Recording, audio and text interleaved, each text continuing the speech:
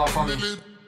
Hi everyone. Today we will talk about problem versus idea in terms of launching a new venture and what is the difference between looking for problems and looking for ideas. So it's a very important thing is that most startups will never end up with the initial idea. You have to understand that as an entrepreneur, most of the time you will be in a situation where you think you are doing A and you realize that A is not very interesting and you will end up doing B and C and D, blah, blah, blah. It's what's called the so famous pivoting. You know, it's the idea that you will change on the way until something works. But there is something underlying that is that you have to understand that looking for ideas as an entrepreneur is very, very tricky. So Peter Thiel has this very famous way to put it. He says that entrepreneurs are looking for good ideas that seem bad at the beginning. Because good ideas that look good are already done by everyone and they are not such an opportunity. But bad ideas are bad, so they are not interesting.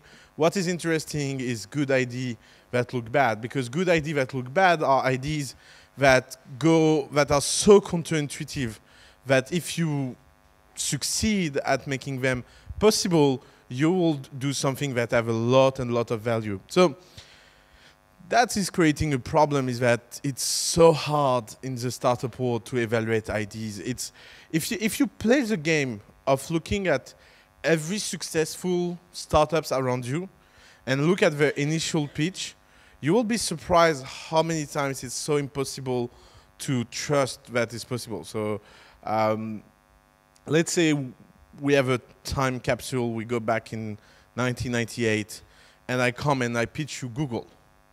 And I tell you my mission is to index all information in the world and make it accessible, and to do that, we are building a search engine. Today looks an amazing idea, like everyone is using Google, everyone loves Google. But you have to realize that at that time, people had very skeptical reaction against Google. Why?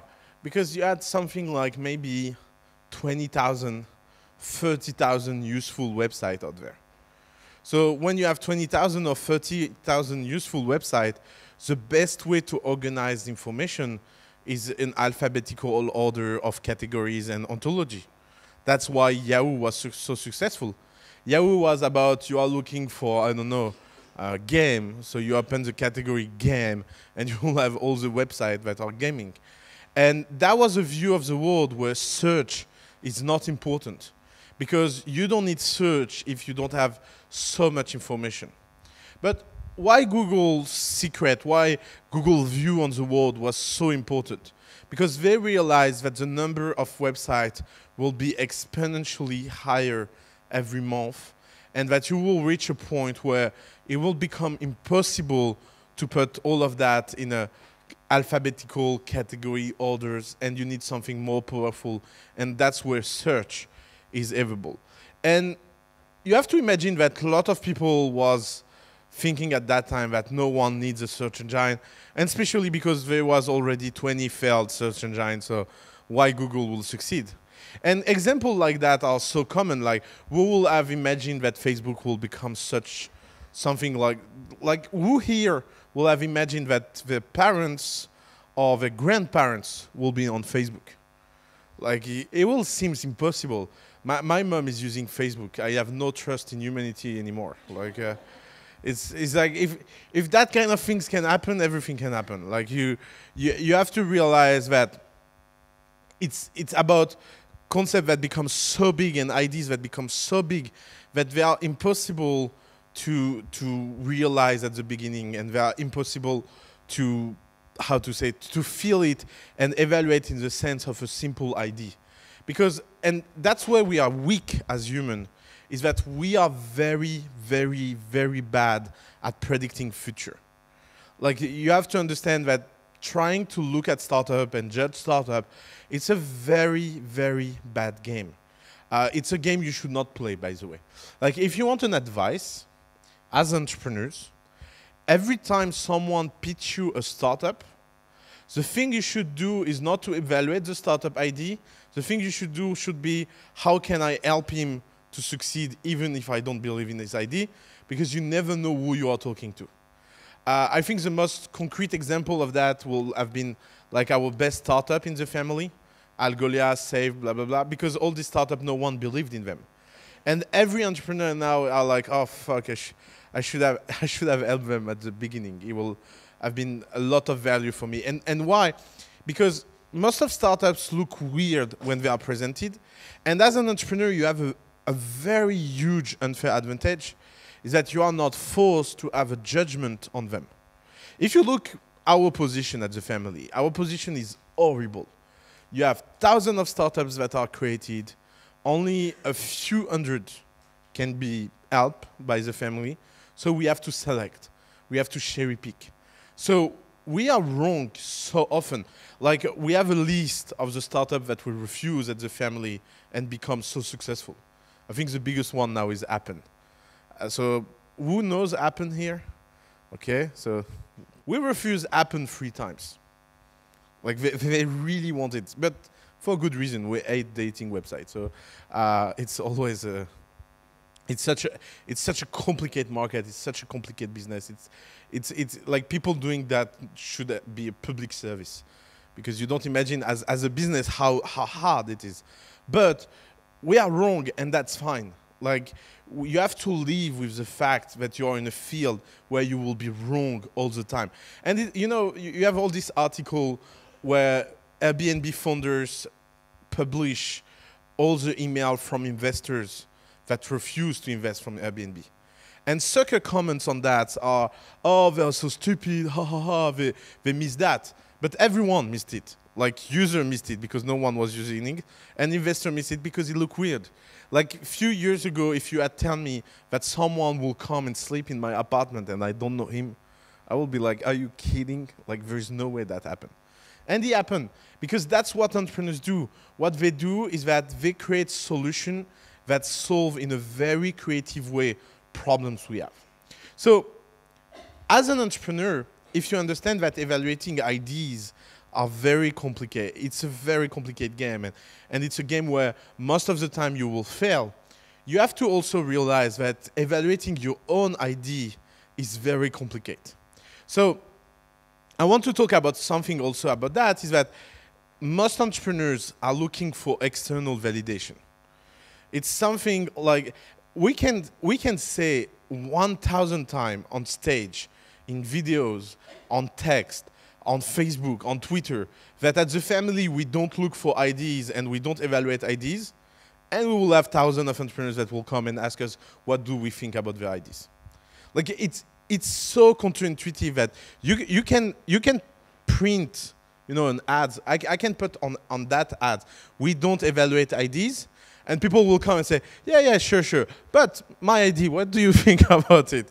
Because it's so hard for an entrepreneur to accept the idea that no one can cherish them in terms of ideas. So even if we say that, of course we evaluate ideas, because at the end we end up talking about ideas and evaluating ideas. But what we want to say by saying that is that our opinion is just an opinion in the list of opinions you can get, and that will never replace the belief of an entrepreneur.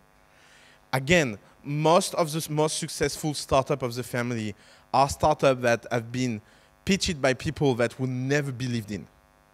Like, if you look at our top 10 companies, 7 of them are companies that we will never had imagined that they will be successful. And that's why we are successful as a family in our selecting, because I think we are one of the few places in Europe that is disciplined enough to take people we don't believe in. It can, in the end, so many people will believe in, we don't take them for other reasons.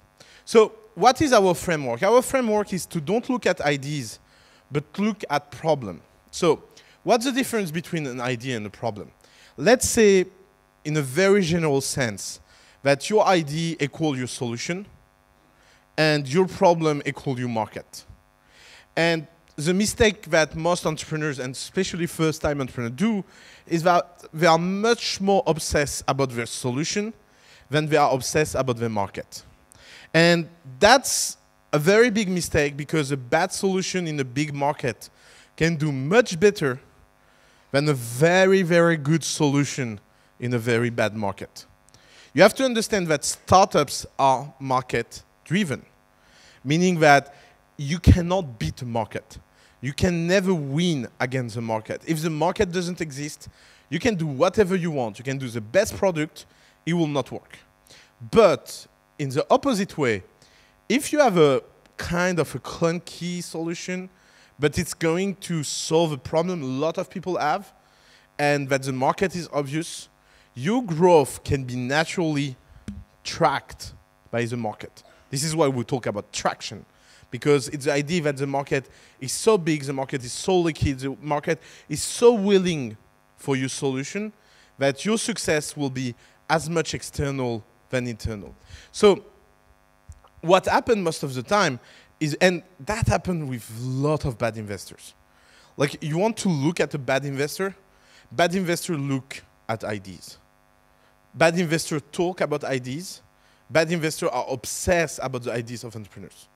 Every good investor we know are obsessed about the team and the market. Because a startup is an intimate relation between a market and a team. And that creates a baby, and that baby is a startup. But you can create a lot of babies before having the right one. That's where the metaphor stops. Thinking about the problem is thinking about the market, but in a way that is much more. By the way, when I'm saying you need to think about the market, never do market study, or never go to see a market expert, or never do all this traditional methodology of market discovery, because they are based on the wrong assumption. They are based on the idea that to explore a market, you need to explore and ask what people want. And that's not how it works. Because most of the time what people want, they don't realize that they want it until you show it to them. So there is a huge gap between traditional market study and real problem looking. A good example of that is thinking about personal computer. Let's say you're in Steve Jobs, easy to everyone can project himself as a Steve Jobs. Let's say you are Steve Jobs and you're in 1980. And you tell people one day everyone will have a personal computer at home. Like, what do you think the reaction are? Because right now we think that guy came and say, I have a dream, everyone will have a personal computer, and everyone was like, yeah, absolutely. Absolutely not. Like, what happened is that he came and said everyone will have a personal computer, and everyone was like, yeah, and you are foolish. There is no way regular people have a computer one day. And if you look at computer penetration right now in the world, so high. I think something like 20% or 25% of people on Earth have a computer. Like, that's a lot of people. So what happened during these 40 years? What happened during these 40 years is that Apple was so sure that the computer was the solution that they did a lot of solution until Steve Jobs became back in 1998, and the personal computer revolution took off with the iMac because it was the right price, the right technology, internet, blah, blah, blah. It will be very complicated to analyze every reason why we end up having all a computer. But if you are in 1980 and you do a market research, and you go in the street and ask people, do you want a computer? People would say no. For the exact same reason that people were saying 30 years earlier that they don't want a TV. You know, we have someone very famous in France, Bernard Tapie, maybe less famous outside France, is a kind of, how to explain to someone that, like, Bernard Tapie is a French exception. Like, it's the kind of people that can exist only in France. You know how he started his career? He started his career by selling television. And you know how he was selling television? He was taking television, put it for free in the house of people, coming back 2 weeks later and say, did you enjoy the television? Because we are taking it back. And people are like, no, don't take it back. And the same people, if you had asked them, do you want a television 2 weeks before? They will have said, no, it's too expensive, it's not for me. Because that's the kind of mental switch a user that you solve this problem will make. What problem television is solving? That everybody is boring. Everybody is bored. And because you need entertainment, television is one of the best way to provide entertainment at home and provide that in the most easy consume fashion way that is possible, even when it was black and white and 2-channel. So if you think in this framework, you will think that there is certain characteristic, there is certain criteria that can be evaluated about the problem. So if you try to evaluate problems and not ideas, the first thing you need to ask yourself is it real? Is the problem that I'm trying to solve real?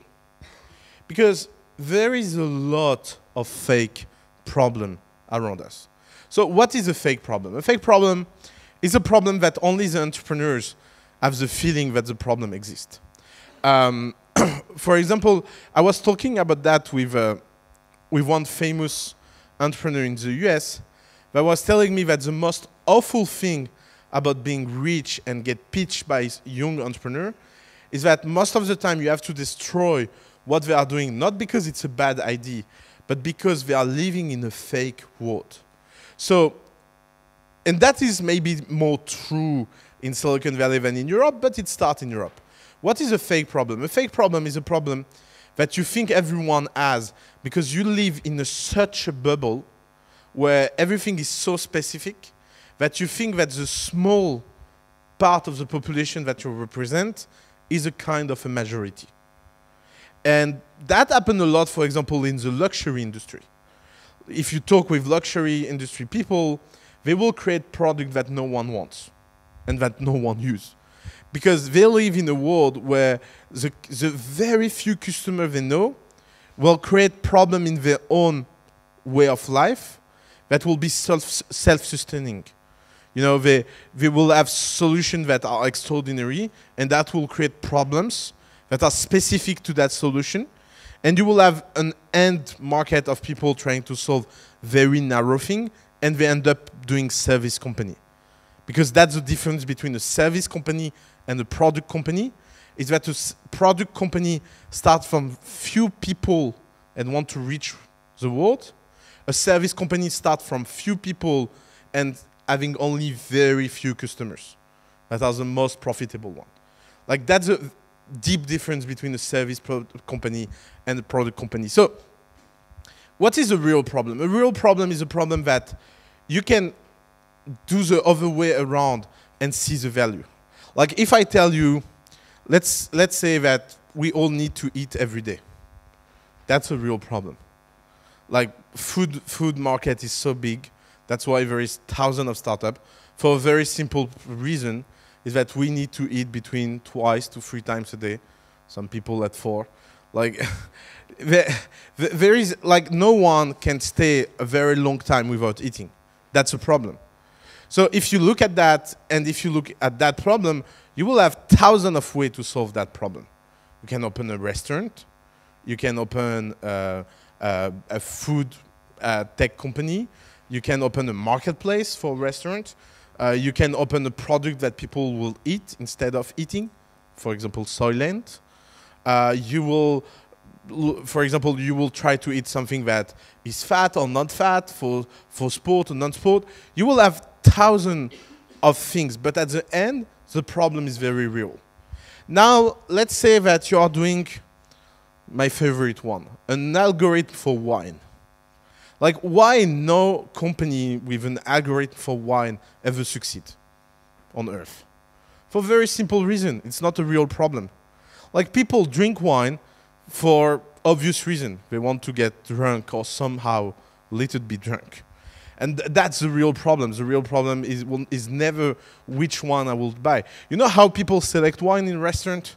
By price. And there is this amazing experience that I love that my friend in social school do, is that you change in a restaurant randomly the price, and you ask people to evaluate the wine they taste by telling them the price, and people totally change their mind about the quality of a wine. If you say to someone that a very cheap wine is very expensive, in 80% of the case, people will be like, oh yeah, that's a good wine. Because that's how we are. We are signal animals. And our problem is not to pick the best wine, because actually we don't really care. Only very few percentage of population care about the kind of wine they drink. And that's why every recommendation startups are fake problems. Because actually people are not selecting for what is best. They are selecting for what it represents for them in terms of social recognition, social signal, and all of that. Good thing, bad thing, that's not the debate. The debate is, do you have any chance of convincing people to use something instead of another thing? The other example is every vertical social network. Why there is not a vertical social network on Earth that ever took off? You know, we had social network for sport, social network for movie lover, social network for I don't know what. And why they are all dying against Facebook? Because it's not a real problem. Like, if there is no one that is like on Earth and say, oh my God, I feel oppressed on Facebook because I'm not surrounded only by people that love movie. No one has really that feeling. People will be like, yeah, it can be cool if I have movies expert, yeah, and after they don't use it. And that's, by the way, is coming down to something that is horrible about humankind, is that there is a very deep gap between what people say and what people think. But it's even worse because there is a gap between what people say, what people think, and what they really think. And the most profound example of that is Netflix recommendation algorithm. You know why Netflix recommendation algorithm is such a fail? Because everybody lies. And even when we don't realize, we'll lie. I will give you an example. How the Netflix recommendation algorithm works. You show 2 movies, and you say to someone, which movie do you like best? Or which movie did you enjoy best? Or which movie will you look? And when that happens, you will have, for example, Netflix will show you a family entertainment movie on left. That's right, yeah, on your left. And it will show you, let's say, a criticism acclaim movie on right. And you will say, oh yeah, I'm like, what will happen? We will ask you to evaluate that 2 movie, and evaluating that is also telling Netflix who you are. So if you are fine and you are the kind of people that wants to be seen as a simple guy or a simple woman, you will pick the entertainment movie and say, yeah, I enjoy more that kind of movie. But if you are thinking that yourself as someone that have intellectual taste, you will pick the intellectual movie. And what is amazing is that it never reflects the kind of movie you will watch. Because Netflix will take all this as suggestion and will establish a list of movies to watch, and people always go to watch random movies. And Netflix is trying to solve this problem from 10 years. And they have no clue about how solving that problem. Because the problem is that people, if you ask them, what do you like? They will really believe that they are telling you that they like this kind of stuff. But if you look at what they actually watch, there is always a gap. And the problem is that there is so many things that come down to what they want that they are not predictable. So for example, if you took my example, I only watch sad movie when I'm sad. So I don't watch very often.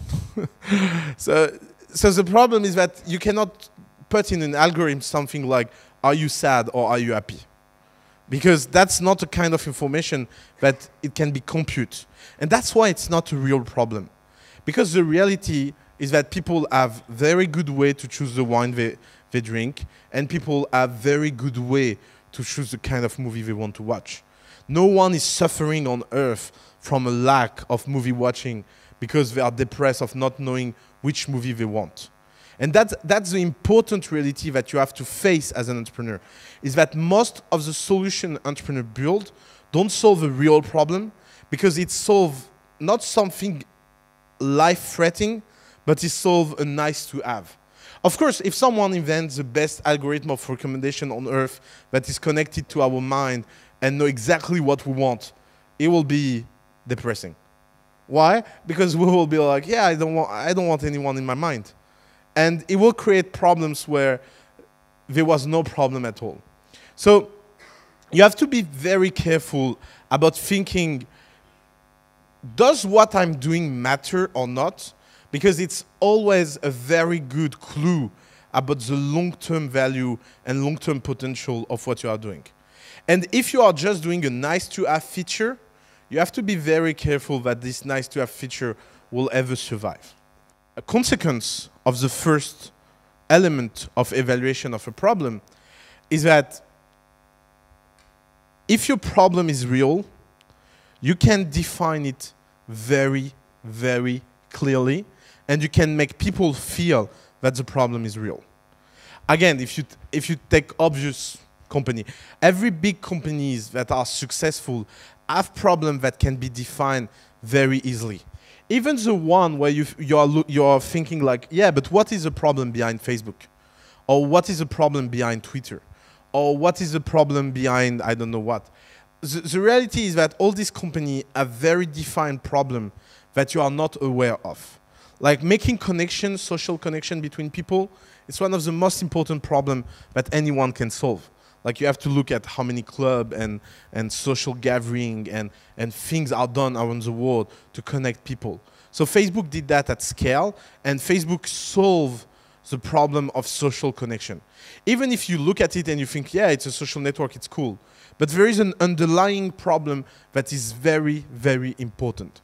So the definition of problem comes down to the entrepreneur capacity to explain very clearly what he's doing. And by the way, it's much better to explain the problem you are trying to solve than any solution that solves that problem, because that's the way you can connect with people. So there is this very famous video on TED that is called Start with the Why. I don't know if you watched that video, but you should all watch that video. It's a TED talk, so it's a good talk. You know, it's done in a way. But the very important idea is that incredible companies start with the why. And the why question is much more important than what and how. And that's how you should define your startup. By that is that if you have a very defined problem that you are trying to solve, your why will be obvious. Let's take Agricool, my favorite one from a why perspective. Why Agricool is such a cool company? Because there is thousands of ways to define the problem. Thousands, and very clear one. So for example, let's say you're a green ecologist, and you want to eat green, and you want to eat local, and you want to don't be alone to eat local and green, because you are not selfish, and you think that everyone should have access to that food. That's where the problem starts. Let's say everyone in Paris eats every day 5 vegetables or fruits that are green, produced locally. How do you produce them?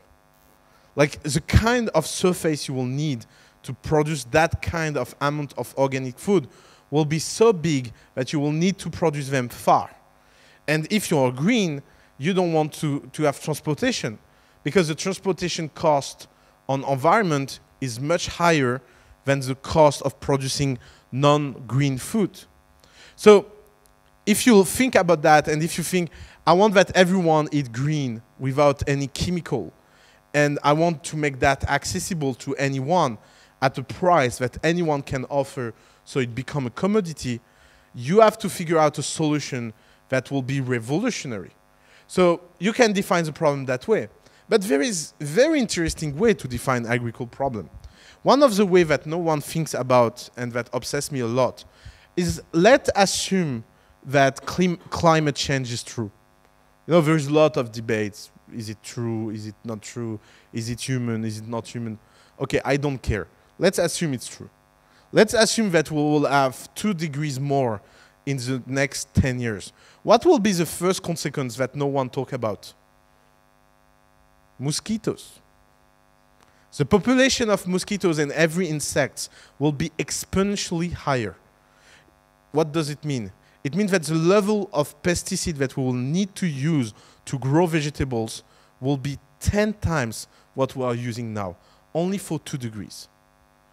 And if you don't find a solution, and if you are like still producing under the sun, outside, without a confined and regulate environment, you will have a problem. And I can go like that hours and hours. Like I can tell you, I can take the lifestyle approach on agriculture. Let's say I don't care that it's green or not. I don't care that it's expensive or not. I don't care of all of that. I just want to taste the best vegetables. What is the problem? The problem is that nature don't care to produce good vegetables that are tasty. Because nature is not here to produce anyone for us. You know, it's always funny when you have these people that say, yeah, the nature is kind of here for us. No, we are a problem for nature. We, like, as a human being, we are not something that is so adapted to nature. So they don't care that your strawberries are good or not, or perfectly good, or perfectly tasty, or perfectly sugar.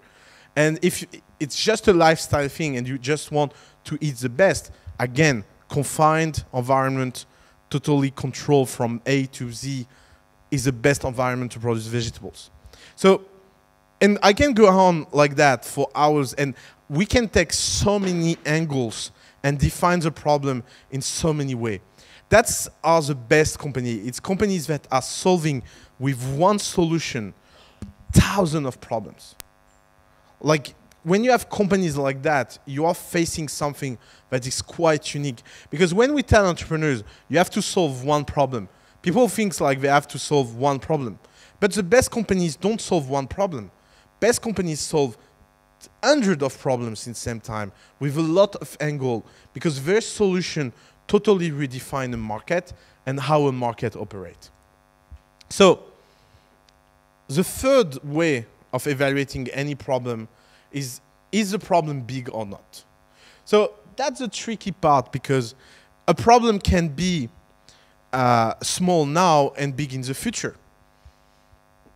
And good entrepreneurs, you know, they live in the future today. This is why most of good entrepreneurs are weird, is because they don't really live in the same space and time of than us, common mortals. So the big question comes down to the final opportunity. And sometimes people are weird about that, because sometimes people don't realize how a market can become big. I think the most interesting things about that is Uber, because when people look at Uber and they are really narrow and stupid, they think that Uber is a taxi company. So they look at the taxi market. So what they will say, oh, the taxi market around the world is something like 20 billions. Maybe I say something around that. It's 20 billion. So Uber cannot be a $60 billion startup. It's a new bubble. It's way too high. It's don't touch base with the real underlying value of the market. But is Uber really a taxi company? Or is Uber a car company? For example, for us at the family, the threat that Uber represents is not for taxi company, because taxi companies are already dead, even if they don't know it. But the real threat is for every auto car company, because for a lot of people on Earth now, Uber represents a kind of acceptable alternative to car. Why? Because the economics of a taxi is based on scarcity, meaning that people will not take taxi often, so taxi will be expensive. And to survive, a taxi needs to charge a lot, because he will spend the majority of his time not driving around. Uber offer and demand mechanisms create such a convenient way to order a taxi that it creates that very virtuous cycle where you order a cab, so you do a transaction, and because the price is getting down every 6 months or every year, you order more and more and more, because it becomes such convenient. You press a button, the car is here. So you have no reason to don't use it all the time. And before, ordering a taxi was such a pain that you take it only if it's necessary. So Uber is not redefining only the taxi industry. They are redefining, for example, also the public transportation industry. Because Uber Pool, for example, now will become maybe cheaper than taking bus. And it's also redefining car industry, because people will not be like, I should own a car. And let's wait that Uber will start a long distance company. Because right now, like, for example, we have a countryside house at the family. How we go to the countryside house ordering Uber. You know how we do? We press a button, Uber come, and we tell him we are going that far. Can you cut off the meters, and we pay you in cash whatever you want, and we negotiate a nice price. It's much cheaper than owning a car. And the guy go there, wait us, we spend the day in the countryside, and he come back at night to ping us back. And they are so happy to do that because they do some money off the table. And if users are doing that kind of trick and that kind of hack with Uber, one day Uber will say, look, we'll just decrease our price for long distance. And if we decrease our price for long distance, we become the universal transportation infrastructure. By the way, the ugly logo, the new one, it's about that. Is that they want to represent an infrastructure. So it represents the dots and the connection inside the network. Maybe it was a very good intellectual thing to show where they want to go. Maybe on a PR stunt is it all fair, but anyway, no one really care about the logo, so it's fine. So that's why it's so tricky to think about how big a problem is, because you can be like, oh, everybody needs transportation. So if I become the universal transportation solution, I can be very, very, very big. And the idea is that if you look and say, I'm a taxi company, it will look small. Because people will be, oh, taxi company are not something that are so big and they are so uncommon and such for an elite that it cannot be something that millions of people will use around the world. But if you adopt the Uber approach that is about solving the transportation issue and not just being a taxi company, but being an infrastructure company, it changes everything. Because you can become as big as you make the market grow. And that's why it's so hard to be an entrepreneur, because it's as much as conquering a market that exists than creating a market that don't exist yet. And that double game is where most of the good entrepreneurs, they own and deserve their equity. So that one is my favorite one, because I think that one is one of the biggest difference as an investor between the family and everyone else. There is something that always surprises us, and we are very contrarian about that, is that investors in every investment pitch they receive, they always try to evaluate how easy it is to execute a startup. So they will be like, oh, that idea looks good because it seems possible that it happened. We are looking for the opposite. Like, more an idea look easy to execute, less it will interest us. If you look at our famous companies, they are all horribly complicated in terms of operation, scales, execution, blah, blah, blah. Why? Because I think that's a good contrarian European strategy that you can adopt. So let me explain. If you are in the US and you are in a very liquid market, and if you have thousands of opportunities, looking at not so difficult market can be a good bet, because it can be a way to build the first startup, do a first success, and do something else in your life, and exit very fast. But the problem is that in Europe, you don't have an M&A market that works. So it's not like you have the possibility of doing a small company that you will flip and exit fast. So one of the ways to solve that is to build a company that is very, very ambitious. And more problem seems difficult to solve, and more problem seems impossible to solve, more if it happens, the value created will be proportionally inverse to the difficulty. So more difficulty is high, more the fact that you are able to build a big company is high. So that's about people that want to build big companies, and it works in the two-way around. Like if you want to increase your chance of success, evaluating the difficulty of the problem is a way to don't do an ID, because you will be, oh, it's too difficult.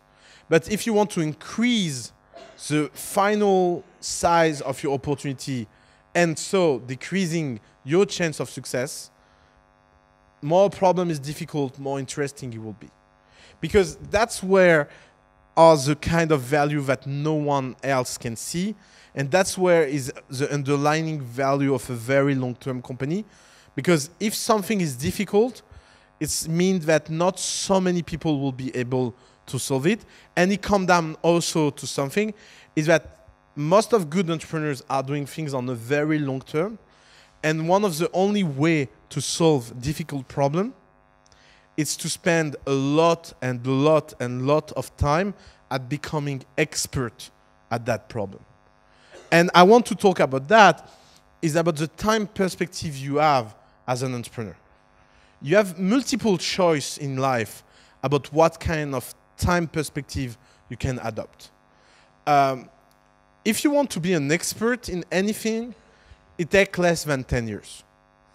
Like if you work every day in a field very intensively for 10 years, you will be in the one, if you are not, even if you are average, you will be in the top 1% after 10 years, because not so many people are ready to invest that amount of time. And if you are good, you can even be much better than the top 1% in any field. You know, now 1% in the field represents a lot of people. For example, being in the 1% top mathematician in the world means that you are around 10,000 people. So it's not like if you want to be in the 0.1 or 0.1, it's another gap. But being in the one top percent is just a question of investment of time, in a very disciplined way in one field. So here come down the choice you have as an entrepreneur. You have two choices. One choice, you can do things that a lot of people are trying to do. It will be quick, and you will need a lot of luck, and you will be on the execution side of entrepreneurship. So I mean that you will need to be very good at fundraising, very good at hiring, very good at managing, very good at all these things that build a company, because you will be in a very competitive landscape. And because you are in this kind of competitive landscape, you will need to be better than everyone to succeed. Or you can take the choice of having a very long-term approach and being in a situation where you will choose to work on a problem that is not obvious for the next 10 years. And there is so many fields that you can dig on and become expert if you have this kind of time horizon. But that means that you need to put yourself in a position where you can work at least 3 years, 4 years, or 5 years just learning things. And I know every time I say that to people, that it only takes 10 years, people are shocked. They are like, what? 10 years? But think about it. We live in average now, like especially our generation. So everyone here less than 40 years old, you are lucky. Everyone more than 40 years old, sorry. So if you are more than 40 years old, your average lifespan will be 70 years. If you are less than 40 years old, the average lifespan will be 90 years old. So I let you imagine the gap. By the way, if you are now less than 20 years old, the average age of dying will be 105. And that will mean nothing if we are old and senile and you know, in bad shape. But think about the fact that now someone that is 65 in 2016 is in exactly the same shape than someone 40 in the 50s. You realize what it means in terms of life decision.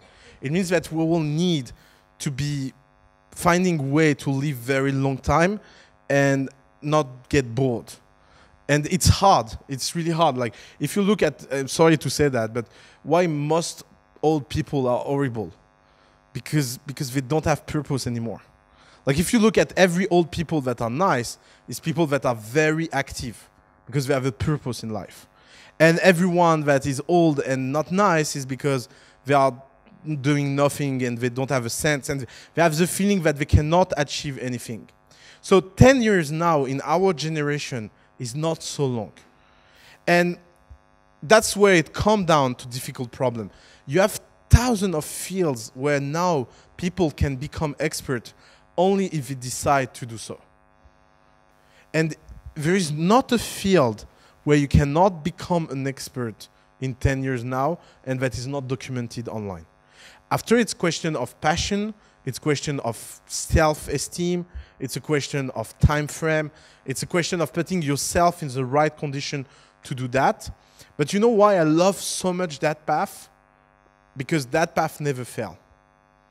You know why it never failed? Because the first path of doing quick startup and trying to play the business game fails so much because there is so many external things that you don't control. But the path of love, passion, and expertise, even if in 10 years you end up not doing a great startup, you will end up being a very happy guy. Because I don't know anyone that become a master in what he's doing and it doesn't have a feeling of self-esteem that is very high and doesn't have the feeling that he's doing something right. So think about that. Think about where do you want to put your risk and where do you want to put your opportunity. Like the idea that everyone can be a quick entrepreneur and do a quick business and just have an idea. And by the way, that's why most of people should never be entrepreneur. Like most people should not be entrepreneurs because they don't have passion to follow. You should not become an entrepreneur because you want to become an entrepreneur. You should become an entrepreneur because you have something you want to do that no one else is ready to do. Exactly like every good entrepreneur at the family. They always have a sense of mission. That's I think the Olympic view about entrepreneurship. After, like, and by the way, sorry, I'm digressing a lot, but it's important. By the way, that's why most of people that just want to make monies are stupid. Because they are not serious about that. You know, if you want to make money, it's fine. Like, you do so many good things with money in life. Like, only, you know, we tell poor people that money don't create happiness because we want that they stay poor. Like, the secret I can tell you is that if you have money in your life, you can do things that no one imagines it's possible to do. You can go in restaurants you will not imagine that they exist. You can go in hotels and having experience that no one will imagine that it exists. You can do travel, buy things, and enjoy a level of life that is so nice that by heart doing money can be a very interesting thing. But the problem is that most of people that wants to do money do it wrong because they are not 100% in making money phase. You know, they want to make money, but also being I don't know, they want to have it all. You cannot have it all. You are following your passion, and in that case, money is just a consequence of that, and it can happen that it will never bring any money, or you are following the money path, and in that case, you are very rational about what you are doing, when you are doing, and you are very intense about making money. And by the way, that is not a lifetime decision. If you take the first 10 years of myself as an entrepreneur, my only obsession was to make money. Until a point where I don't care. And that's what, like, look, I'm 29. I can change that 10 times in my life. And if you ask me now, I don't care about money at a point you don't imagine because I have the feeling that I have enough money for all my life. And that's not so high. It can be very low for people because for me, it's mostly about traveling well and eating well. So it's not very expensive. I don't want a beautiful car. I don't care about my house and all of that. But everyone has a very different perspective on that. But you should be good and rational about that. And that comes down to the difficult problem. Like, if I like money, I will not do the family. Like, it's a pain to do what we are doing in terms of difficulty. Like, if I like money, you know what I will do? I will work at Goldman Sachs. And I will be one of the best bankers for sure. Because I know what they are doing and I know how to do it. But why I'm not doing that? Because I don't care about the money. And why I don't care about the money? Because I have the feeling that I have enough money. So you see, it can be, you can see your life in 10 years span. You know, first 10 years can be about making money. The next 10 years can be about following your passion.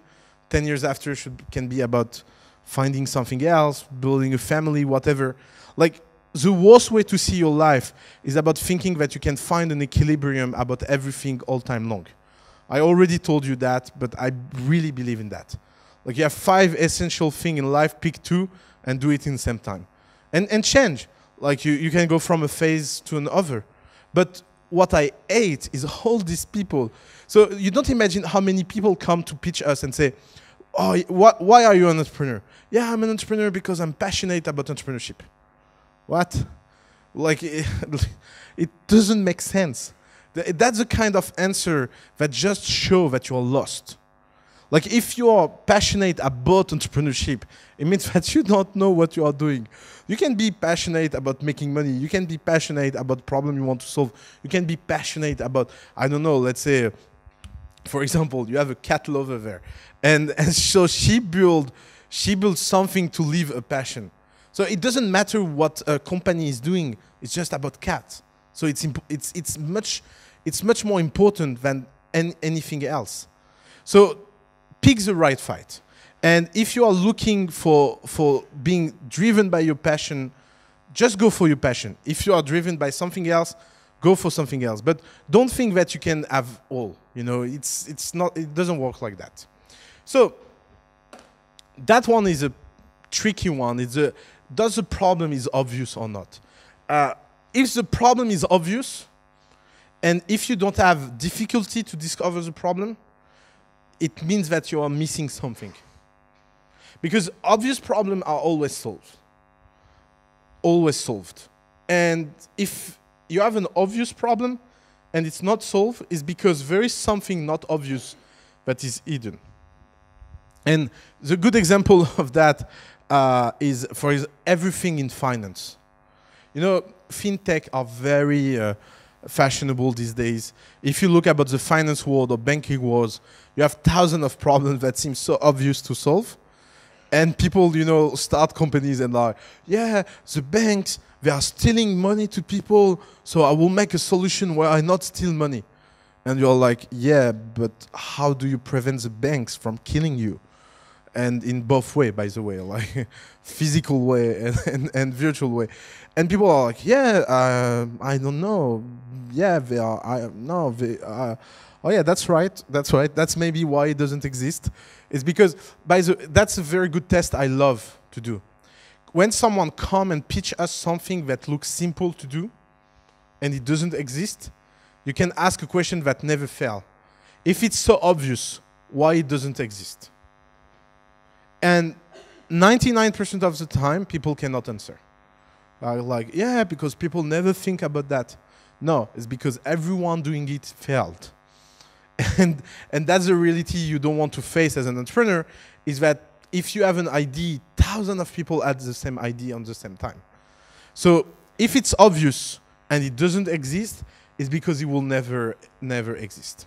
So one of the questions you can ask about problem is, does the problem have been already solved? And you have a kind of an optimization around solving problem. So most of interesting problem have been already solved, especially the obvious one. But sometimes they have not been solved the right way, because you can find a more efficient way to solve it. My favorite example of that is Airbnb, because Airbnb is fascinating. So what is the problem? The problem is that you travel, you need a place to sleep. That's a very, very old problem. Like, if you like to read antiques text, one of the most fascinating things about antique times is that they had a culture where having a guest at house was so common. You know, like, you have people that, like, it was so uncommon to travel at that time that sleeping somewhere to some place is a very common thing. And so we build a culture starting 3000 before Christ that was making the welcoming of strangers and the guests inside the house something that is very regulated. By the way, one of my favorite stories in the Bible is Sodom and Gomorrah. Because no one knows the reality around that story. Because everybody thinks that God destroyed that city because everybody was gay. But that's not, like, that's a very modern view about that story. So just to tell you the story, if you don't know the story, you have an angel that wants to save the city and prove that the city has at least one good man. And God wants to destroy the city, so the angel go to the good man of the city that has 2 virgin daughters, and he come and he broke the bread and the salt. So in Semite culture, breaking the bread and salt together means that you're under the protection of the house. Everyone that watched Game of Thrones know about that now. It became famous again. But it's something that is very, like, that's why at Shabbat with Jewish people, you put salt on the bread, because it means if we share salt and bread together, I cannot kill you. It's kind of an ancestral agreement. No worry, you can be fine now, you can sleep. I will protect you. So what happened is that the crazy people of the city come and they want to kill the guy. But the problem is that they broke salt and bread together. So what the guy do, he take his 2 virgin girls and give it to the population. So they don't kill the people. So our modern view, like, we cannot understand that story with our modern eyes because we are totally lost. So you have a guy that is a good man that gives his 2 virgin daughters to the people and is sacralized for that. And everyone is gay and the city ends up destroyed, and you're like, okay, so Catholic Church is again gay. But at that time, when that story has been wrought, nobody cares about that.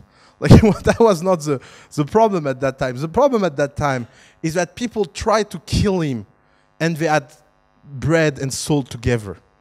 And so he respected, at a level of sacrifice that is crazy, giving his daughter to protect him because he was much more important. So why I'm telling you that story? Because it's to show you that problems can be very, very old. Like safety of travelers and the trust to people we don't know, to welcome them to your house, it's not something new. And during time, we had many and many solutions around that.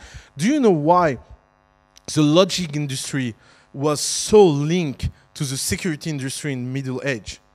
Because you will not sleep in a tavern if you can end up killed in the tavern. So the lodging industry had all these crazy alliance. If you read King Arthur, for example, there's so many stories about the lodging industry. Like, one of the principal mission of Lancelot is to protect taverns. Like, the guy is like, if you look with our modern eyes, he's a kind of security guard for hotels. So, but at that time, it's a quest. Like, protecting the traveler is something magical, is a quest. So if you come to the modern version of that, we created hotels. So what are hotels? Hotels are places that are specialized to welcome people that are traveling. And why hotels are such a stupid thing? It's because the demand is very variable. So if you look at the demand for hotels in Paris, you will have a graph like that. You know, Christmas going so high and after going so low. Maybe you have a COP21, COP21. So it will go high again and it will go down. So you have all this huge infrastructure that is built and specialized for one thing, lodging people that travel, and that is not used forever. And the demand, the offer, it's a stock. So that creates a tension where most of the time you will have more offer than demand, and that's why every hotels are bankrupt.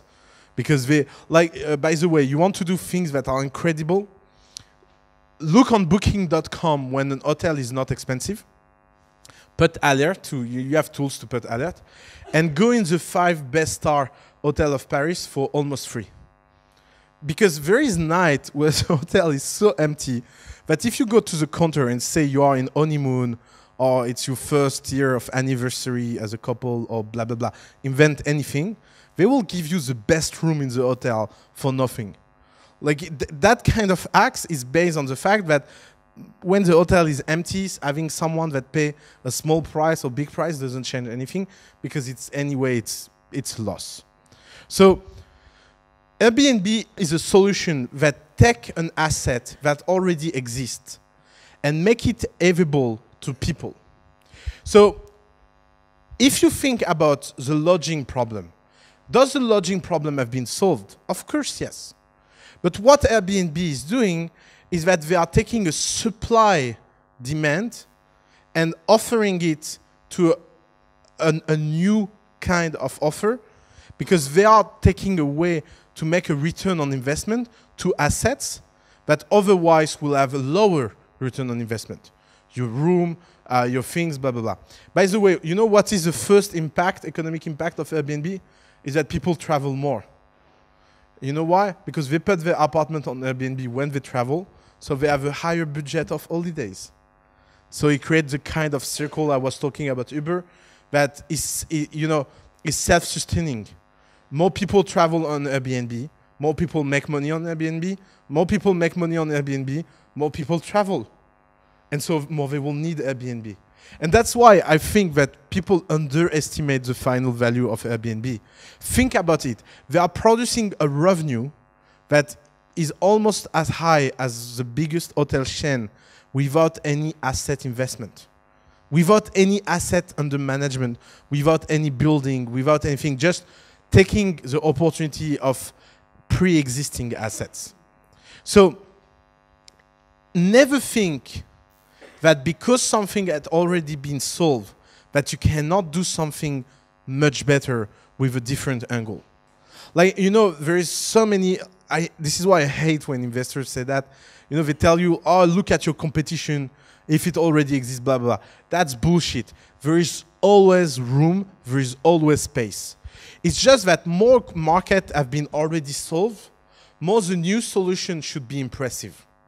You see, that's where it's tricky. If you are the first to solve a problem in a new industry, you can do something that is very average. If you are coming to the lodging industry, you need to do something incredible like Airbnb. But it just changes the kind of quality of execution. It doesn't change the probability that it happens versus it doesn't happen. So you have two kinds of problems. You have problems that are stable or naturally improving. And that's when they are naturally improving, you should not go, because it means that the market is decreasing. But you have problems that are getting worse and worse every year. And when you're in a situation where a problem is small, but you have the feeling that it's growing bigger and bigger and bigger, it's a very good opportunity. So you see, it can end up being very cynical. What are you doing in life? I'm looking for problems. So and problems that is getting worse.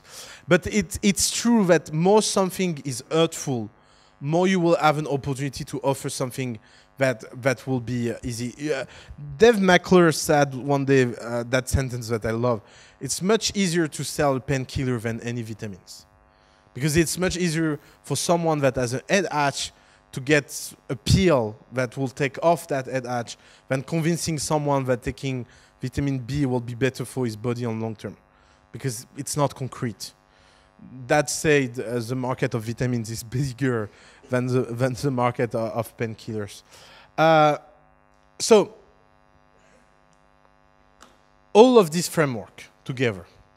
So I will repeat. Is it real? Can it be defined? Is it big? Is it difficult? Is it obvious? Has it been solved? Is it getting worse? All of that should help you to do something. It's to understand your market, not in a market research perspective, but in a real taste and feeling around how your market operates and where your market is going. And I repeat that, is that markets are much more important than your ID.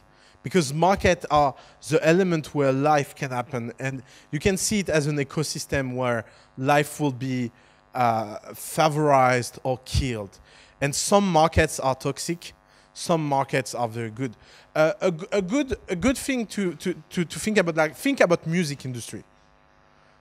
If anyone wants to do a startup in music, I'm sorry for you. Why? Because it's so hard to succeed. So hard. Why? Because the market is shrinking every year. The market in the music industry was 50 billion euro in 2007, 2006. The music industry market size last year was 5 billion. It's 10 times smaller than 10 years ago. You imagine? Like, okay, Spotify succeed. So they took $1 billion value in that market. But otherwise, you always have exception. And that's what is important, to be driven by passion. Because if you look Spotify founders, they did not do Spotify because it was a good business. They did Spotify because they was very rich and they want to do something in their life.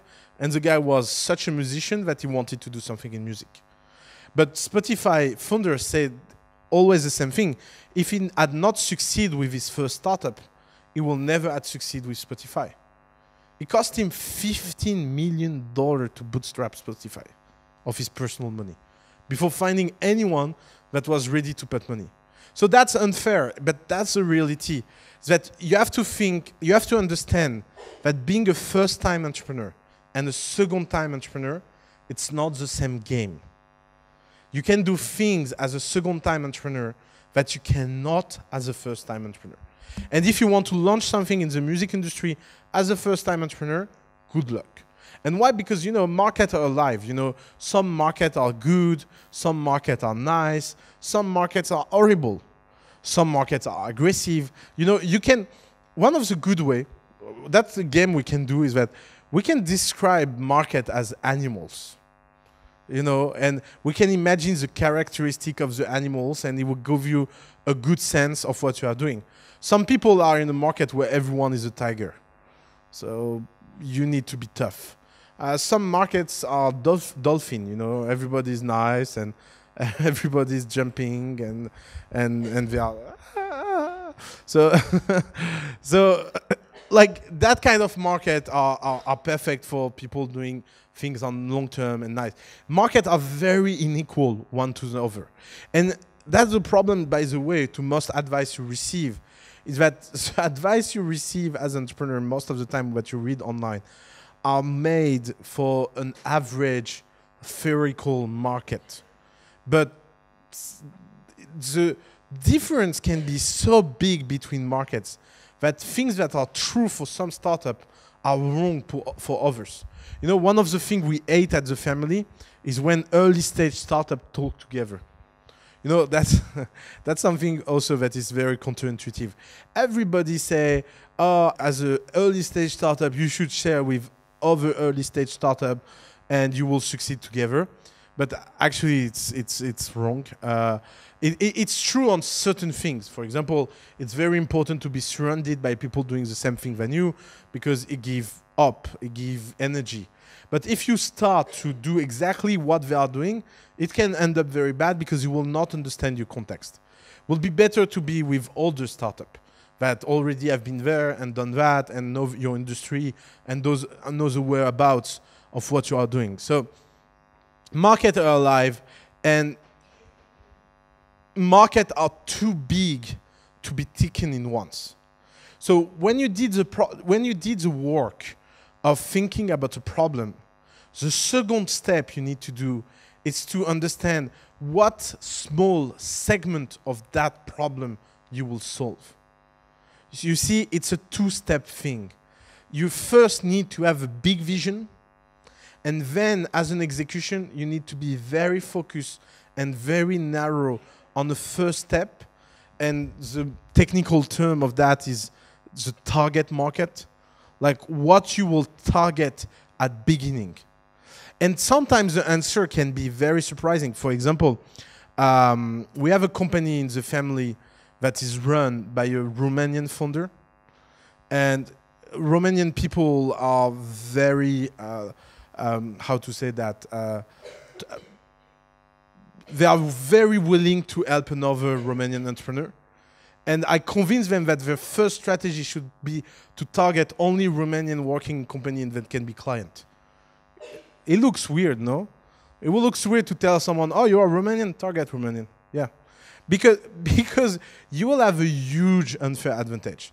So you see, that's not a universal advice. Like if you are not Romanian, don't target Romanian because it will not provide anything. And by the way, if you are French, don't target French because it's the opposite. Like you will be treated so bad. Like people will be, oh, you are French. Oh, yeah, it's bullshit, no? So understand what are your strengths and what are your weaknesses inside the market is very, very important. And I will repeat that again. Forget the fucking competition. I don't know how many times I should say that. And I know that everyone is telling you the opposite. And I can assure you that we win on that subject. Because looking at competition totally distorts the decision you are taking. Because you are comparing your inside to the outside of the market and you don't take good decision. So it looks good to benchmark, it looks good to be smart, but it never works. Looking at competition is the best way to take the worst decision around your business. Of course, that doesn't mean that you cannot have inspiration. But by the way, much better to look at other industry for inspiration than looking your competition. Because when you look at your competition, you don't know if you are looking at winner or loser. You know, that's the horrible thing of people that look at their competition. They look at someone that seems to succeed, and they copy what he's doing, and actually they are just copying mistakes, you know? And the company is changing, and sometimes you are like, why are they copying us? Like I was talking about that. One of the worst mistakes that one of our portfolio company did, have been copied by everyone, and I told them like, don't tell anyone that you change around that. Let's just them copy that, and you change in secret. So people are copying something that actually hurt, but the time they realize that, it will be too late. So if you are looking for inspiration, you will be better spending time at looking at winner and see how that winners can apply to your industry, how that can be inspire your industry, how that can be translate in your industry, than looking at competition where you don't know if they are winners or not. And by the way, inspiration is everywhere. That's something I will not repeat enough. I had an incredible philosophy teacher in high school that I love deeply. It stayed a friend. And one of the best lessons I took with him is that, you know, when you are in high school, you're a teenager and you're stupid and little smart in the same time, you are attracted by philosophy. You are attracted by philosophy because it looks as a field where you can look really smart. You know, it's a kind of things that you can talk about. You know, you have all these people that will tell you sentences like, yeah, Heidegger said that, or Kant said that, or Hegel said that, and it looks good. Like, you know, it's at least you have the feeling that you are smart. And so when I started to add this class, I went to see him, and I told him, like, I want to learn philosophy. I want to do philosophy, and what will be the best book to read? And he gave me a list. I kept that list. He gave me a list of novels. I was so disappointed. Like, I was like, that guy is a moron. Like, I come and I tell him that I want to read Kant and Spinoza and Descartes, and that motherfucker is giving me novel. And by the way, one novel that was for kids. And I was like, this guy is insane. And it took me time, but I realized why he did that. Because the best way to learn philosophy is to never read any book about philosophy. Because 95% of books written in philosophy first are not true anymore. So unless you have an historical taste for philosophy, it doesn't make any sense. But the truth is that the inspiration for philosophy is life. Like, every great philosopher read many things, studied things during years, and at 50 years old, they end up writing a philosophy book. And this is why most philosophers like are not philosophers. You know, they have been mathematician, astronomy, businessmen, living life, poets, and at one point they started to think about philosophy subject, and they had philosophy answer. But philosophy answer cannot be profound if you don't have a huge background. This is why, by the way, you have no one in philosophy that ever wrote something interesting in being young. If you look at this old poor philosophy student, they are suffering because they are pretending that they do philosophy, but they don't, and so they end up doing history of philosophy, and they end up, you know, turning around themselves a lot and not ending with anything concrete. Entrepreneurship is the same thing. Like, of course, you can read blogs, and of course, you can read, you know, watch the family videos, obviously, blah, blah, blah. But all of that will be so small from the inspiration that you have outside. Like, entrepreneurship inspiration is in movies. Like, you have so many movies that are great entrepreneurship lessons, starting with Kung Fu Panda or Ratatouille. Like, that's a real entrepreneur movie. You have books, you have novels, you have biographies. Like, there is so many biographies about people that are not entrepreneurs, but they will teach you much more about entrepreneurship than any motherfucker that is doing a startup nowadays will ever teach you. Because these people have been heroes in their time, and they have done things that seems impossible. And if you want to believe that you can do something impossible, you have to be surrounded by these kind of people. And that's where you will find inspiration. It's not on TechCrunch. TechCrunch should be like the 5% time you are reading for. You know, I received so many times this question like, what do you read? What is the list of sources you get to get connected with the industry? And I always reply the same thing. I read my newsfeed on Facebook. Like, it's more than enough. Like, you don't need to know every startup. You don't need to know every fundraising. You don't need to know all of that, because there is so many things you need to learn in so many fields, and especially starting with your field. Because if you look at most people that are recreating their field, they have a view about their field that is unique.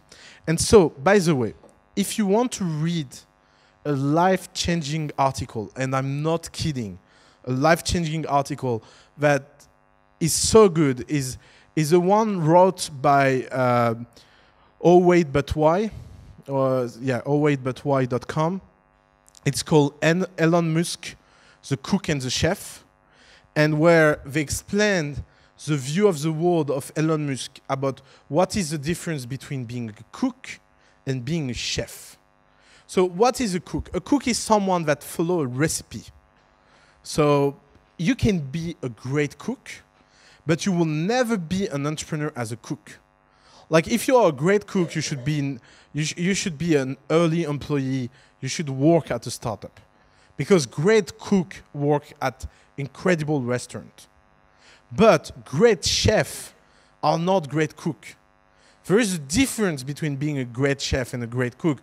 Great chefs are the top 5% that reinvent cooking, that mix things together that you should not mix, that create techniques that should not exist. And to do that, you need a view on the world and an inspiration that don't come from the kitchen. That's why everyone that spends too much time in kitchen never become chef. You become chef because you live. You become chef because, I don't know, your heart is broken, or because you had a baby too young, or because it's very common with chef, or you lost your father very young, or you have all these changing life moments that hurt you so much that you become a chef because you have a new view about cooking, different than being a cook that is just about being an expert, being better. And of course, most of the chefs, by the way, start by being good cooks. I'm not saying that being a chef is just a question of creativity and you don't have the hard work of being a cook. But that path from being cook to being a chef is a very important path as an entrepreneur. And you need to ask yourself, do I am the kind of person that will become a chef, or should I be a very good cook? And it's not an obvious answer. It's not like if the world was only made of chefs, we will all be in a deep shit. Like we will never eat anything, and restaurants will not work well, and you will not have all these industries that work well. It's not about being chef is better than being cook. It's about really understanding what you want to do with your life. So that article is long, but I really assure you that it's worth the reading.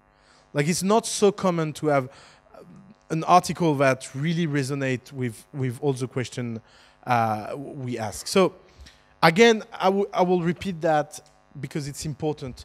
It takes time. It takes time to understand the problem. It takes time to build something. It takes time to be an expert. It takes much more time than you imagine. And if you can stay in project mode as long as possible, is much better.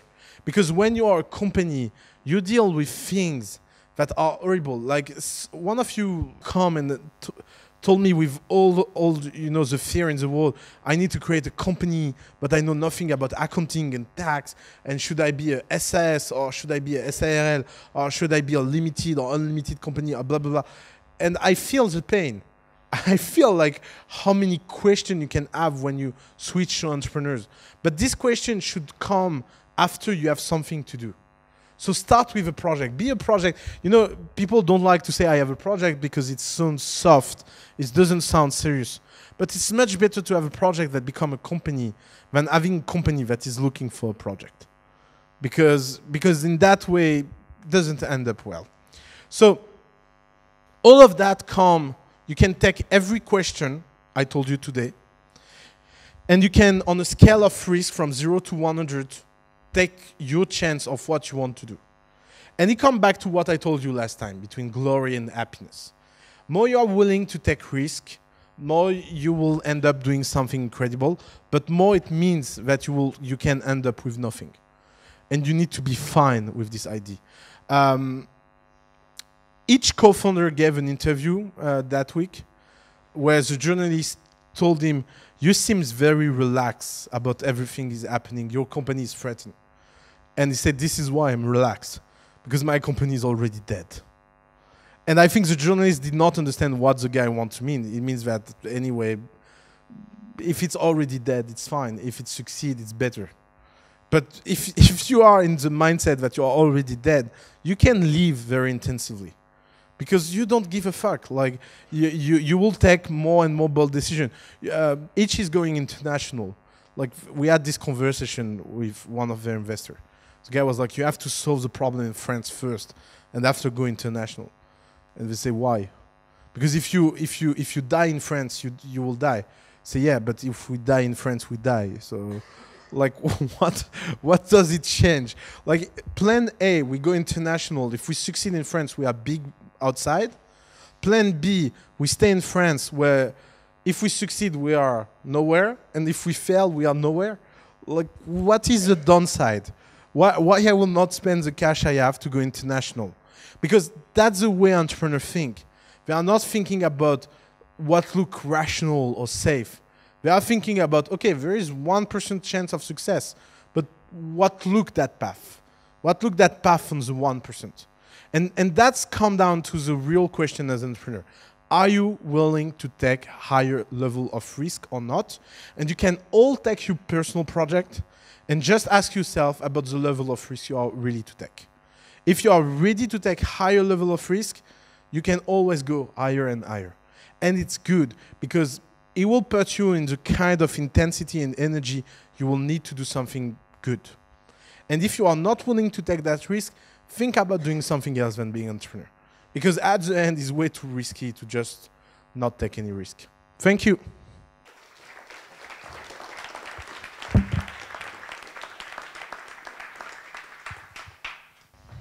Which was the kid's novel title?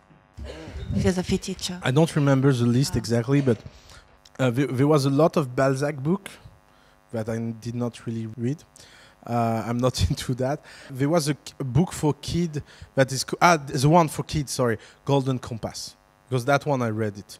Yeah, it's a Golden Compass. That is I think, one of the best philosophy book ever.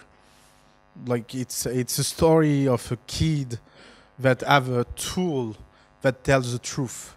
It's called aletiomet, because in Greek, aletheia means the truth. So measuring the truth. And so she has that tool. When someone talks to her, she can say if there's a truth or not. And she fall in love to a boy that have a knife that... sorry. Yeah. I love to spoil. But no, it's not a spoiler, it's a teaser. So she fell in love because it's the first chapter. She fell in love for a boy that have a knife that can open dimension, and they travel around that dimension until the angel dimension, and there is a story between all of that. And it's a really golden... Don't watch the movie, because the movie is really sucks and bad, and it's a shame, but the book is incredible. Can you speak about going against a hype? Because sometimes, well, at least in my situation, I'm trying to do something that I believe is correct, but is against the current technological hype, so people think I'm wrong. Yeah, like, of course, so, if it will be a stupid answer to tell you to go against the hype, because there is as many cases where hype is right than where hype is wrong. I think the good answer is that if you have any secret that people don't realize and you go against the hype, if you are true, the success will be much bigger than if you are being true with the hype. So being true against the hype is much bigger than being true with the hype. But it doesn't mean that the hype is wrong or the hype is right. So I don't think looking at the hype is a good... it's a good way, but most people are stupid. So by the way, if something is hype, it means that there is an underlying things that people don't get. Every time something become hype, it means that the average quality of people get lower, because it's more people. It's mechanical. More you have people in something, more the average quality will be lower. But sometimes the hype is right. Like, look, SaaS is hype. I think SaaS are right. Like, I think on-premise software are dead. It doesn't mean that someone will not build an on-premise software company that will succeed. It's just that I think the hype is right. And maybe it's because I'm stupid, by the way. So I'm just sleeping with hype. You cannot be good at predicting the future. So that's why, as an entrepreneur, you should not be obsessed about that. You should be much more obsessed about, do what I'm doing in the present make sense for me or not? Because that's the first test. And by the way, that's why it's strange, is that so many people do the opposite. You know, a lot of people, if they ask you, do you think what you are doing is right? They will tell you, no, I'm not comfortable, it's hard, blah, blah. So why are you doing? Because the market wants to that. You know, they do the opposite thinking. They do things that they don't feel right, but because they think that's the right thing to do. It never works. It never works to do something against the market if you don't believe it. So if you believe it, just do it. And what will be the worst downside? You will be wrong. Yeah, like 99% of founders, and at least you will have learned something, and maybe you will be right at some point. Again, it takes time to be successful. Some people are lucky, some people are unlucky, some people are right very fast, some people are wrong for a very long time until being right. But what matters is much more about what you are doing and are you enjoying what you are doing than trying to find anything external. And I know we don't have education that is built around that idea. Everything in our education, from being a little kid to grown up and go to business school or engineering school, is always about the others. Because we are a social animal, so we need to live. Like, when you are a teenager, what is the most important thing in your life? What others think of you. Like, you need to be really disconnect and tell a teenager, oh, what others thinks of you is unimportant. Like, you need so much maturity to understand that. Like, understanding that and being a teenager doesn't work so well. That's why, by the way, so much nerds become so good entrepreneurs. It's for this very simple reason. It's because they are trained by default to don't be aware of what other things very early on. So they have an early training, but no one hopes that his kid is a nerd that no one talk to. You know, it's not like it cannot be a parent projection. Like, yeah, I'm so happy my kid is a weirdo. That's why he will be successful. No one thinks like that way. So it's important to. It's important as an entrepreneur at one point to disconnect from the outside, to really focus on what you are thinking and what you are doing.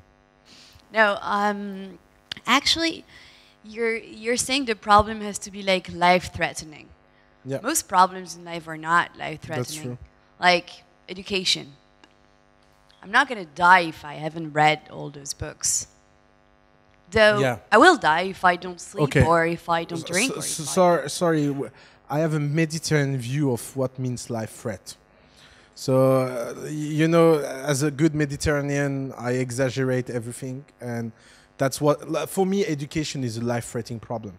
Because, of course, you will not die, but you will be unhappy and not capable of succeeding or realizing what you want. So, of course, we can have a more German view about that. You should focus on problem that seems important for people. I think that will be the most neutral way to say exactly, and that was the second part of the question. Like, you know, like the saying about make people realize they have a problem that they don't know of. Yeah. So, yeah, education is exactly this. Like, I don't care if I'm not good at this, or math or whatever. But how then can a startup make people understand that it's an actual problem? Like, do you have, I don't know, examples of that? Sorry. Yeah, many examples. So it comes down to the marketing function. You know, you have three ways to think about marketing. The first way, the worst way, is to think that marketing is what will make a bad product look good. Like, that's the Microsoft view of marketing. Like, that's the Procter and Gamble view of marketing. It's all these companies that do shit. They know that they are doing shit. They don't care of doing shit. And they are like, yeah, but the marketing department will present that in the best way. So that's the first function of marketing. The second function of marketing, I think, is the thing that everyone should understand, is that marketing is about making something that people don't know aware of it. So that's like what good marketing should be about, is that you take something that people don't know and you made them aware of it. And marketing is to take something that people don't realize that exists, that they are aware that it exists, so they can buy it and judge it. And it's not about changing the quality of the product, but just making people informed that the product exists. And the esoterical marketing, like the best marketing, like the company that really are one of a kind of generational company, is a company that take that not to the unknown to know, but to the you don't realize that is important to it's the most important thing in your life. I think Steve Jobs at Apple had a way to think that. He said, good entrepreneurs do big companies, incredible entrepreneurs build religion. And I think it comes down to that. It comes down, like, what is religion? Religion is about changing your way of life from a belief of something you never saw. And incredible companies do that. They take something you don't realize and they make you believe that is so important. And sometimes they fail. Look, Apple Watch. It doesn't work all the time. But who has an iPhone here? Yeah, go for it. It's 3 times the price of any smartphone, but we all have an iPhone because they made us think that it's important, that design is important, that simplicity is important, that all of the Apple value are very important value. So the best way to do that is when you understand that marketing equals education, by the way. So to take your example, every good company educates the user. You know, first-time entrepreneurs, they often say, when they work with designers, they say, yeah, I want a design that is so natural that people will understand how to use it in one click. And every UX designer knows that the only way to do that is to educate people. You are educated to use Apple product. So Apple product feature become what you call natural because they become dominant. So everybody else should make them, not because they are natural, because you have thousands of ways to do natural things, but because you have been educated to something. So, by the way, come down in politics, there is a book that I've been writing. It's called Rules for Radicals. It's a book that I've been writing in 1949. It's a very old book. It's very modern. And in that book, the guy say, incredible political movement teach their members about the truth, because it's not about saying what they already believe, but it's about making them realize that something they are not aware is important. And you have a huge success in politics like that. For example, everyone knows what inflation is now. It's weird. It's a very technical economic concept. You go outside, you ask the baker or the guy from a restaurant what inflation is, it will give you somehow an acceptable definition of inflation, price rising, blah, blah, blah. It's amazing. Why? Because you have people in the 90s, 30, 40, after the Great Depression, that made sure that everyone understand that and teach that to everyone from top to down. So that's what great entrepreneurs do, is that they teach around the problem. They go and in a very unscalable way by heart at beginning, and in a very scalable way after when they are successful, they teach everyone about their product, their solution, what they are doing, etc. It's not an easy job, but it's a job that you can do because people are eager to learn new things. And by the way, that's why entrepreneurship is so amazing as a political movement, is that it can make people totally change their way of living because something appears. That's Airbnb is an example, Uber another example. You can name it, any company that is valued more than $1 billion and matters, it will be that. Is that they made people change their mind about a way of consumption of something or product or anything. I've got a problem with competition. I'm working on the nutrition markets and how to make nutrition advice accessible. Yeah. And there is one American company called Rise that is doing very well. And it's really hard to know, but I'm looking at how they do, I'm testing their application. But when I'm doing it for inspiration, as you said, or I'm doing it for copying some stuff or trying some stuff that I know work because they've got a lot of users. Yeah, you should stop. Like really, like that's exactly the same thing. I can write it down. People will not stop, but I will try to explain you why you should stop. You should stop because it's not a proven model. You think it's going well, but I can tell you as an insider that it's not true. Like they are marketing doing well, but they have no idea of their business model. They have no idea of where they are going, and they are still figuring out where they want. So that's true. They have a user traction, but they have user traction for a reason that you don't want to see. Because if you see them, you will realize that you have only one choice, is to go to the US. What is the difference between the US and European market in terms of nutrition? The US market is an optimization market around nutrition, because they did the switch after World War II from pleasure food to optimized food. And that's what makes America so crazy around food. Like our French view of American food is like, yeah, they eat fast food. But that's wrong. Like they eat fast food because it's a way of optimizing their work / time / nutrition. If you look, by the way, McDonald's is the cheapest, most nutritious food that you can find on earth. It's okay, it's not good for health, but they don't care because that's not what they optimize. They optimize energy over time. That's a very American way of food. In Europe, our view of food, in France particularly, Europe in general, is pleasure-driven.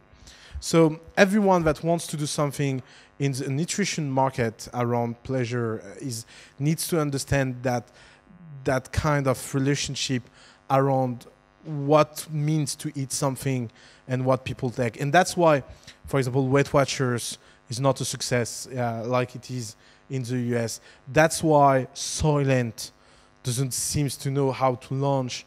And that's why SoShape in our portfolio is so successful because they are very open in their way. They don't tell you our pancakes are gluten-free, lactose-free, fat-free. They are telling you it's the best pancake you ever had.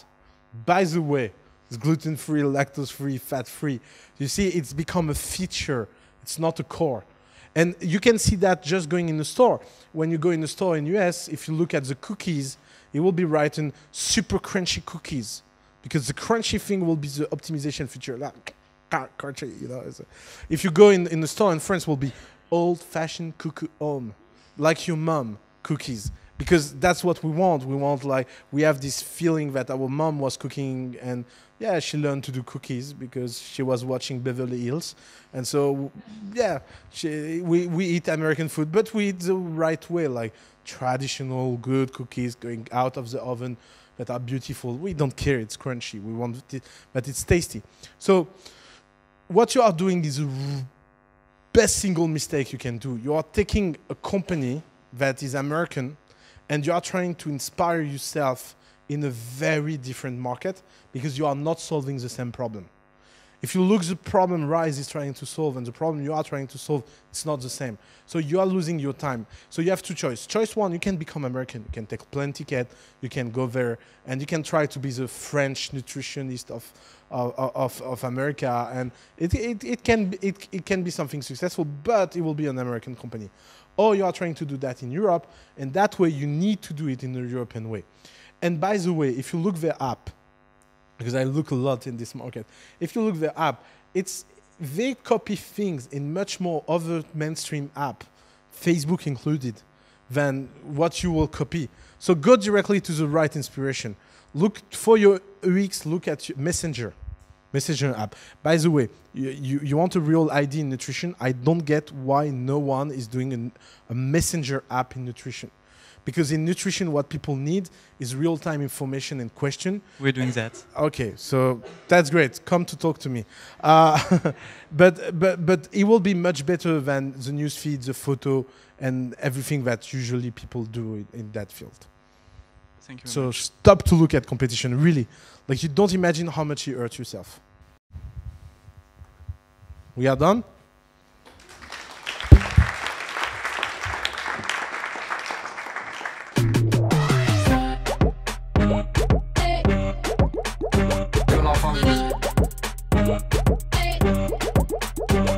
Famille.